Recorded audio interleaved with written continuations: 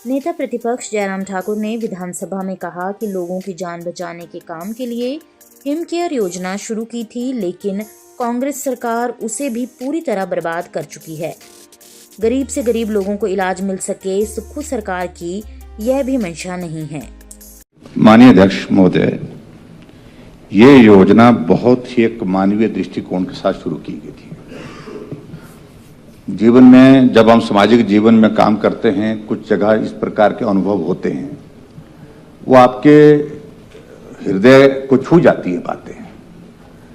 और इसके पीछे अगर शुरू करने की, इस योजना को शुरू करने की अगर बात थी तो उसमें इसी तरह की घटना हुई थी। मेरे ही विधानसभा क्षेत्र में एक जगह जहां हम चुनाव के दिनों में बात करने के लिए गए थे, वहां नुक्कड़ सभा हुई। उसके बाद जब वहां से चलने लगे तो एक परिवार के एक साथी ने कहा कि आप अंदर आइए, मिलना है, किसी को मिलना है आपसे। तो मैंने कहा हम देर हो रहे हैं, आगे चलना है। और लेकिन उन्होंने कहा कि नहीं जरूरी आप आइए, वो हमारा एक बच्चा अंदर है। तो जब मैं वहां अंदर गया तो हमारा एक साथी जो हमारे साथ में कभी काम करते थे, वो बिस्तर पर पड़े थे। मुझे नहीं मालूम था, तो मालूम पड़ा कि उनका एक्सीडेंट हो गया। एक्सीडेंट में उनकी स्पाइन कॉर्ड चले गई और उसके कारण वो बिस्तर पर हैं।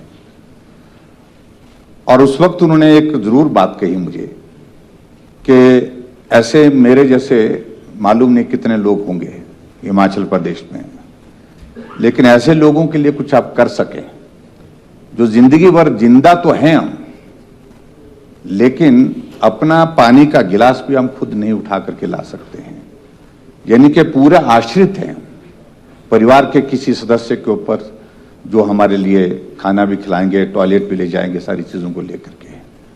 और उसी दिन मुझे ये दिल को छू गई बात। और उसके बाद फिर मैंने, जब मैं मुख्यमंत्री बना, तो ये कॉन्सेप्ट मैंने जब हमारे विपिन परमार जी स्वास्थ्य मंत्री, इनके समक्ष रखा, घटना बताई इनको।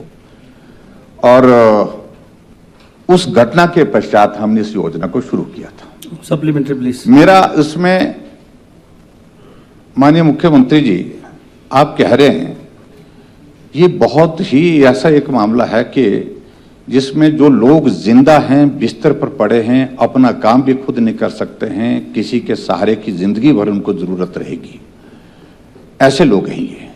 किसी को पैराप्लीजिया हो गया, किसी को क्वाड्रिप्लीजिया हो गया, किसी का स्पाइनल कॉर्ड, ये इसके जो ब्रेन हेमरेज हो गया, किसकी किडनी जो है वो ऐसी स्टेज पे चले गई, वो किसी की कैंसर की स्टेज 4 आ गई। ऐसी बहुत सारी बीमारियां उसमें हैं। और उसमें कुछ एडिशन करने की भी बात डॉक्टर जनक जी ने कही बात। लेकिन मुझे सबसे पीड़ा तब हुई जब मैंने सुना, मुझे फोन आया, कहा कि सारा योजना का पैसा नहीं आया। मैंने मुख्य सचिव जी से बात की, पैसा नहीं गया है, क्या बंद कर दी योजना? उन्होंने कहा नहीं, बंद तो नहीं की, लेकिन मैं पता करता हूं। फिर 2 दिन के बाद उनका कम्युनिकेशन आया था कि आप ठीक कह रहे हैं कि पैसा नहीं गया। पैसा गया लेकिन ट्रेजरी से आगे नहीं गया, उनके अकाउंट में नहीं गया। और ऐसा अध्यक्ष महोदय की एक नहीं, बहुत सारे लोग ऐसे हैं कि जो पेंडेंसी बहुत ज्यादा है। आप इसको मेहरबानी करके रिव्यू करिए। ये उन परिवार के, उन लोगों के लिए बहुत बड़ी मदद है। जब 3000 रुपए उनके खाते में जाता है ऐसे लोगों के लिए, तो मैं समझता हूं वो पुण्य की प्राप्ति आपको भी होगी, सरकार को भी होगी। इसमें अत्यंत ये जो मानवीय दृष्टिकोण है, इसको देखने की आवश्यकता है। और दूसरा, जो इस प्रश्न के उत्तर में जो आपने कहा, मैं देख रहा हूं कि ये नंबर बहुत बहुत कम है। जो गौ भाग है इसका, गौ भाग में इस अवधि में कितने मामले पेंशन सबके हेतु लंबित हैं? तो आपने कहा कि 739, ये तो खैर बहुत ज्यादा नहीं है, लेकिन हाँ जी, हाँ 1100 के करीब बता रहे हैं।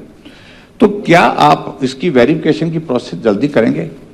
और उसके बाद जो पेंडेंसी है, अध्यक्ष महोदय, मैं ये कह रहा हूं, जो कहा जा रहा है यह हकीकत नहीं, ये सच्चाई नहीं है। बहुत सारे केसेस अभी तक ऐसे हैं कि जिनको पिछले 8 महीने से, 10 महीने से, साल भर से पैसा गया ही नहीं है, नहीं गया पैसा। और वो लोग हमको लिखते भी हैं, वो लोग हमको फोन भी करते हैं।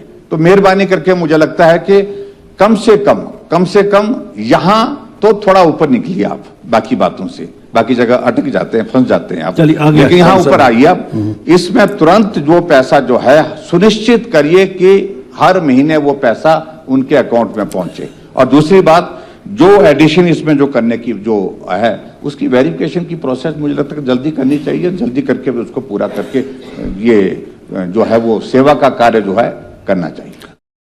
वीडियो से जुड़े रहने के लिए धन्यवाद। हमारे चैनल को सब्सक्राइब कीजिए अभी।